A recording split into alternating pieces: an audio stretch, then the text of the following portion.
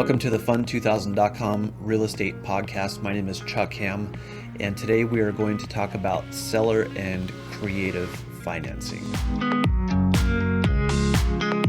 Over the almost 20 years that I've been doing real estate sales in California, the only time I've noticed a surge in seller financing and creative financing has been in the kind of market that we're getting into now. That's a down market where the prices come down and it becomes more of a buyer's market versus a seller's market. We're not quite there yet, but we're getting very close. In some parts of the market, we are definitely seeing prices coming down and buyers having a lot more options and sellers not getting to choose all their terms. So we are getting more into a buyer's market. It depends on where you're at.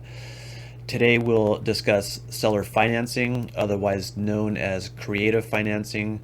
Why should you do it or not do it, and how to do it. I'll share why it is attractive to use seller financing. First off, some of my partners won't be happy that I'm doing this because as a mortgage broker, our office earns a lot more money on traditional and conventional financing. Seller financing, we do make some money off of it, but it's not near the commissions that are earned through conventional financing.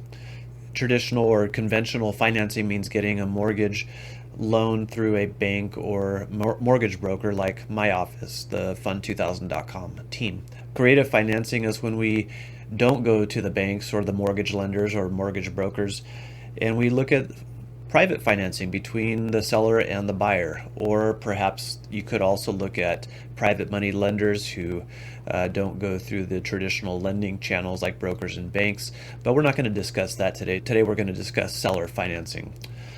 Seller financing is when the buyer and the seller agree that part of the purchase price to purchase real property will be satisfied through a loan to the buyer. Let's do a hypothetical. Buyer and seller agree to a purchase price for a property, and we can say, for round numbers sake, let's use the number 100,000. This can be a house, a vacant lot, commercial property, whatever.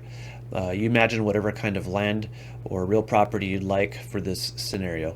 In this scenario, the buyer does not have $100,000 in cash and cannot get a loan for whatever reason. Or maybe the loan is just unattractive. The interest rates are too high or too expensive. Whatever the reason is, the buyer doesn't want to get the loan and the seller agrees to accept some kind of a seller financing scheme. Let's say the seller agrees to accept $10,000 as a down payment, and that's upfront cash money, and agrees to finance the remainder $90,000 in a seller-held loan. The parties agree that the loan will be at 10% interest amortized over 30 years, and it seems simple enough, right? It is. Mortgage contracts, promissory notes, in other words, are very simple agreements. The buyer agrees to make certain payments over a certain period of time. The interest rate will be a part of that, and the seller agrees to accept that as satisfaction for the purchase price. Why not just stick with traditional funding through a bank or mortgage lender? Well, there are several reasons for that. Maybe the falling home prices cause a seller to be reluctant to drop their price, and they can get a particular buyer to agree to a higher price through seller financing. Or maybe a buyer does not qualify for any other kind of loan. Maybe this buyer has bad credit, or maybe they've had a bankruptcy. Maybe they've had they don't really document their income. Maybe they don't file tax returns. Whatever. Maybe the interest rates are so high that a seller can offer an interest rate that is competitive with conventional financing. And that's becoming more the case right now. The interest rates are pretty high. So if you're a buyer with poor credit and you're not getting the lowest possible interest rate out there, which right now is hovering around 7%, then if you don't have the best credit, you might be getting offered rates that are even higher than 7%, and the seller is willing to give you a loan at 9 or 10%, and that might be attractive.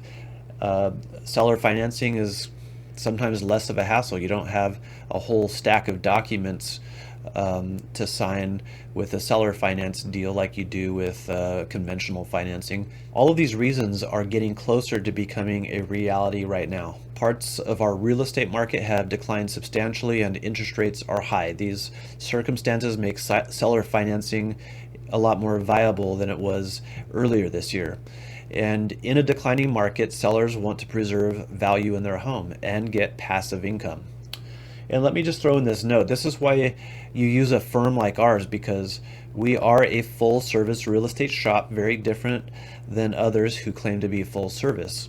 In today's real estate industry, if you say the word full service, the only thing that means is that you collect a full commission. Full commissions, that's easy. We're happy to charge a full commission for our services, but we don't always do that, and we've been known to discount here and there to compete with other firms. If you're a real full service real estate shop, then you offer all the services. Your full service means that you will accommodate your buyers and your sellers you will accommodate their needs. You'll get the job done. You'll find solutions for whatever the problems that are presented in the transaction. If you go to one of these so-called full-service real estate shops and you ask them about seller financing, forget it. They don't recommend it because it's risky or whatever reasons they want to come up with. The real reason that they don't recommend seller financing is because they don't know what they're talking about. I'm not saying that I always recommend seller financing, but I am saying that we're willing to consider it, advise our clients on it, and help you through it. We'll get the job done. We'll find these solutions for you. It is tempting for mortgage lenders and real estate agents to steer their clients towards those products, but those aren't always the best. It's our fiduciary duty to take this question seriously. That means if it will save our clients money or if it is otherwise the best for our clients, we'll get it done. I also like seller financing because it makes business interesting. We figure out solutions to real estate problems, and these are real problems. Financing is one of those common problems that keeps people from buying and selling real estate all the time. Let's look at another benefit to seller financing from the perspective of a seller, not so much the buyer. Let's say you as a seller need to dispose of property and you could cash out by taking the lump sum of the proceeds. Let's say the buyer gets a traditional conventional loan, and at closing the whole purchase price is funded through the loan minus the down payment, and then the seller at closing gets that full amount. Well, the seller might not like that idea because of the tax exposure. There could be a high capital gains, and this is something for a seller to check with their tax advisor or their CPA. Seller financing through taking a loan instead of a lump sum will spread out that income over a period of time, whatever the contract says. So if your promissory note, your mortgage, seller financed mortgage, is for a 30-year loan at a particular interest rate, and let's say that gives you $1,000 a month for 30 years, then that's what you get over 30 years versus taking that full purchase price up front. And that could give you a lower tax exposure.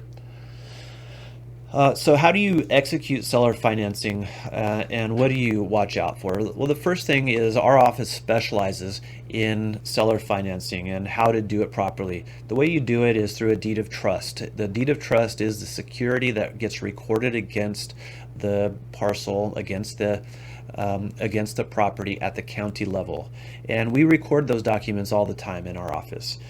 You could also do it through a land sale contract, but those are not advisable to buyers. So in California, we've gotten away from land sale contracts. Most states have gotten away from land sale contracts. But the trick is if you are a seller who is interested in seller financing, you want to be able to take back the property if there is a borrower default. If the borrower quits making payments or some other kind of default, for example, quits paying the property taxes or does some other kind of thing that jeopardizes your interest as a lien holder, then you want to be able to declare a default and foreclose on the property. Ideally, you want to be able to use the non-judicial foreclosure statute, which our office also performs. And the way you do that, it could be through a land sale contract, but like I said, that's not very good for the buyer. Most buyers, if they're going to get into a seller financing deal, will talk to an attorney. They should talk to an attorney. and they will be advised to not use a land sale contract. Instead, they will be advised to use a deed of trust. And that's where we come in. We can help you draft your promissory note. We can help you draft your deed of trust and then get the deed of trust recorded at the county. If your borrower defaults, our office can perform the non-judicial foreclosure. One other financing option we can discuss in this episode is seller paid buy downs. So right now we have a high interest rate mortgage loan environment. It used to be that you could get a mortgage, for a couple years we were at around 3%. For a little while it got below 3%. Now we're at 7%. That's more than double. Other financing options that are interesting in this kind of market is when a seller buys down the interest rate for the buyer. Maybe a buyer cannot afford the payments because of the higher interest rates we now have. Maybe they do qualify for a certain payment, and they can get the payment low enough if they pay enough points or fees to the mortgage lender to buy down the interest rate. So that's what a seller paid buy down is. It can be paid by anybody, actually. It doesn't have to be a seller paid buy down. It could be the buyer paid buy down. The buyer just comes up with more cash up front, maybe a loan from mom or dad or something, and they end up buying a lower interest rate. That's one way a buyer might qualify for a mortgage that they might not otherwise qualify for because maybe their income isn't high enough because the interest rates are too high and the formulas don't work out. So you buy down the interest rate, and that's one way to creatively finance a transaction between a buyer and a seller. Our office prides itself on providing buyers and sellers solutions to problems like this. We know that financing can be tricky. There are important reasons for buyers and sellers to agree to creative financing.